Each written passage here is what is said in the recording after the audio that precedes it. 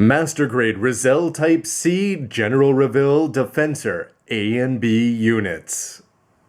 Hey, what's up again everybody? It's Robert 184, 2Rs2Bs, gundam.tk, and you've already seen everything from the unbox to the MS and the transformation here for the Master Grade Rezel Type C. And now here's my thoughts of all the good and bad things that I could pick out for this kit so that you can make your own call whether it's something you want to add to your Unicorn collection. On to the negatives first, where I think the first one is going to be pretty subjective and it's going to split fans between the color choice of the regular Rezel in its classic blue for the Commander and the regular one, or the Type C one here for specifically the General Reveal. When you've got blue with white details all over the place and colored lights, it looks pretty good, compared to this one, which is really going to come across as being monotonously gray, because outside of the orange there for the chest and down on the feet, there's really nothing else to see. Also, in terms of Rezels, this is already a little bit of overkill that we're on our third Master Grade in a very short time. I'm sure there's a lot of fans out there who might rather see something like a Jagan variation out there mixed in with the bunch. The fact that it's got a screw in the backpack means that it is going to be very back heavy. He is not going to stand without the help of a stand there. And then you've got to wonder if he has to have a stand, could they not have designed it differently? Or was he just always designed to be up in the air? It just seems like a failure when you compare it to most other Gundam plastic models, which can stand up under their own power. When you're putting it together, you're going to have a few problems like the simple leg armor. Really, it's sort of uninspiring that you're going to be putting on a side piece, and a front piece, and that's pretty much it, and then two pieces up on the thighs. Really hardly exciting whatsoever. And the front skirt as it spins into view there is going to be hilarious. And here for these thrusters that are specific to the Type C back there, they do come across as looking a little bit plain, specifically because they should have some nice gray on the inside. They did such a good job of it everywhere else. Skimping out on two more pieces of gray definitely just comes across as being a little bit of cheap. In terms of the actual stickers though, I love the yellow that's going to be over there, and I love it because of the silver reflective seals that are underneath. However, the visor, the most important thing, the thing that you should be looking at to see, is it not a mono eye underneath? Well, even with a little bit of black lining there, it just seems Bandai's giving you a big sticker sheet of silvers. They should at least give you the option to put it on. Of course, you can always go and fix it up yourself with paint or with seals. It just seems like it's a bit of an omission when you see just how awesome the rest of these all are, as they are going to be reflecting in pretty much any light whatsoever. Next, when you put this guy together, if you wanted to take off the Defensor A or B units, the backpack by itself has the possibility to look very, very cool, except for this part up here, which is going to have an attachment point just sitting up there in dull gray. If Bandai had provided a cap or something, then you could have had the choice between the regular A backpack or the A or B units. It just seems that it looks so cool, it's so well designed, except they've just got those ugly ends on there. But of course, they're going to be covering it up with the A or B units anyway. It just seems a shame that they're not going to be giving you a third attractive option.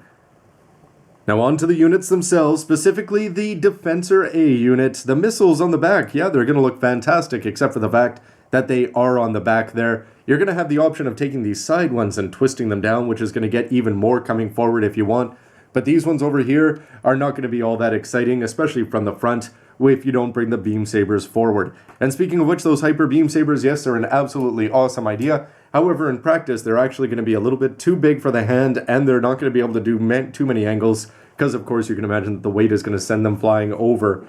And for the actual B unit itself, well, the cannons, I would say that these come across as being pretty uninspiring. It's the kind of thing that you might expect on the Shinenju Stein on the side of his legs.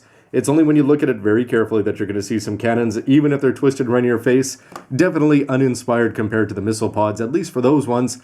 And the big guns, which I think are going to be a lot of people's favorites here. I'm a fan of the dark color that they're going to be using here, but what options do you have in terms of posing? Well, they come straight down, and there's really nothing else you can do with them besides point them at various angles. But you have to bring both guns down in the same direction, and it just seems like it's missing out on some posing possibilities. For the transformation, it's simple sometimes just to even just look at the manual. The order that they do it in, it's not well designed. You're going to be doing upper body, lower body, back to the upper body, onto the low. It's just alternating and bouncing around all over the place, and when you do see pictures like this throughout, it just makes things clear as mud, as some of the complicated twists and turns that you're all going to have to do with it just lend itself to the fact that it's going to be overcomplicated for something that's not going to end up looking that good in the end, with the biggest complaint just being those hips. They fell out about 14 times, it seems, for me on the transformation.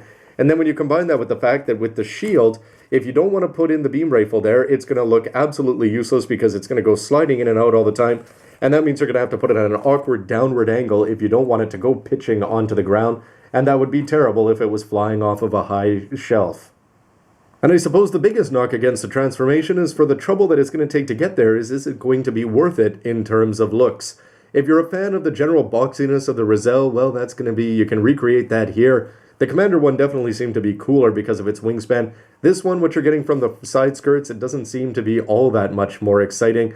Although the wings are going to be good, especially when you bring forward the cannons for the B unit and specifically. But the A unit is just going to come across as looking a little bit boxcar-ish, and it's going to be up in space, and it just seems like more of a cargo container than something that's a weapon of war until you actually open up the missile pods there. But even knowing which one to end is front and which one is back, not going to be helped by the fact it has to be tilted forward, and generally uninspired and not all that exciting.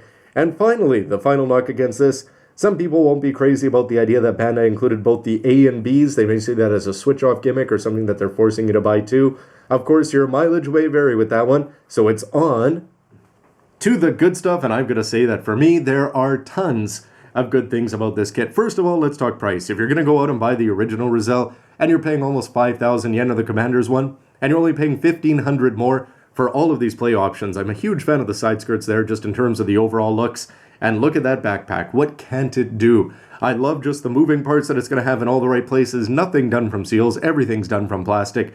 Swapping on the A and B parts. Really, when you looked at it in the initial stuff, I always wondered how much of this is going to be A, how much is B. But all you're doing is just swapping off 4 main parts up there. The rest of it's all going to be built in. So for me, swapping them off, no problem whatsoever. It takes no time, no hassle, and it's the exact opposite of the transformation. Also, back to some of the negatives, the colors here. For me, I actually really like this color scheme. The blue one looks good, but if you want to talk plain Jane Jim back in the day, 0079, this one is going to be more carrying on that tradition with the simple color scheme. And I'm a big fan, and I think Hallelujah Baptism would be as well, of the orange. And when you add on those yellow details with the seals, I think it looks fantastic.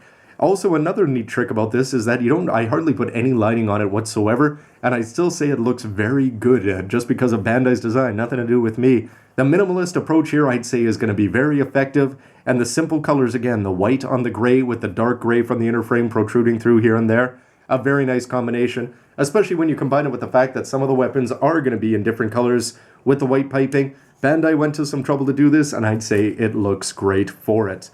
For the other weapons and gimmicks, yes, the beam rifle, it's simple, but it's cool, and the shield is going to look good over there. It's going to maneuver well around the very interestingly carved shoulders. I'm a big fan of those.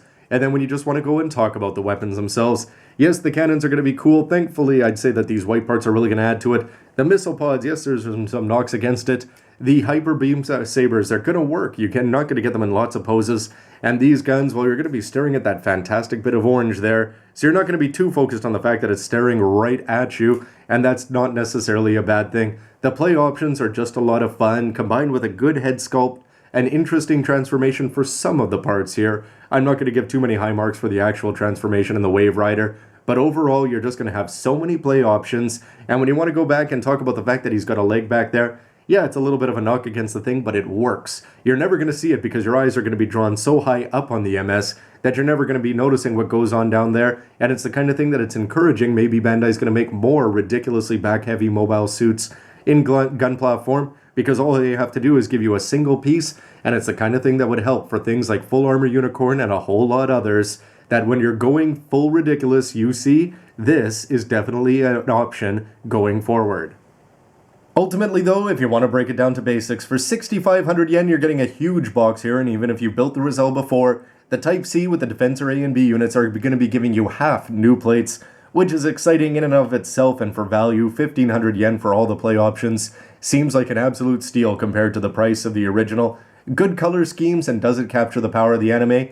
Definitely yes. He's surprisingly posable on the ground or up in the air, and the poses are all going to be simple, but ultimately they're just going to be launching a barrage of weapons from whatever form, whether it's the A unit or the B unit or even just the decently attached weapons there. And then you're going to have all the cool things that you can move around back there to just give you all the cool poses. And again, he's going to be standing up thanks to that leg in the back, which for me is a definite plus. So overall, highly recommended, and this is from a guy who doesn't build a lot of grunts, especially transforming ones. This one has definitely won me over. Well, in its MS mode anyway, and if you have to choose between Type A and B, it's the kind of thing you may want 2 blue ones and 2 of these to complete the ultimate MG collection of Rezels.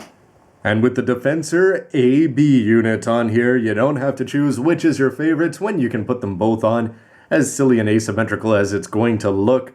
But ultimately, you've got to wonder about the future of the Rezel. It just seems, in terms of commercial success, 3 HGUCs, 3 MGs in short order, 2 color schemes there. Not to mention the fact that we've had online exclusives where they're going to do one of the molds in the other colors. So you've got to be wondering, will this guy be showing up again in all blue on shelves, or at least online? And we'll have to see where else he could be appearing, as it just seems that Gundam Unicorn, the bigger, the badder, the cooler, the more expensive the suit or the kit is, doesn't seem to matter, as fans are going to be eating them up. And this one was an absolute treat, and I highly recommend you check it out as well. Anyway, everybody, would love to hear your thoughts about the MS, the verdict, the anime, everything else, and of course the videos themselves. Stick around for lots more news, reviews, and everything else you can use. See ya! Ah, now I get it. It's the asymmetry that makes me look ridiculous.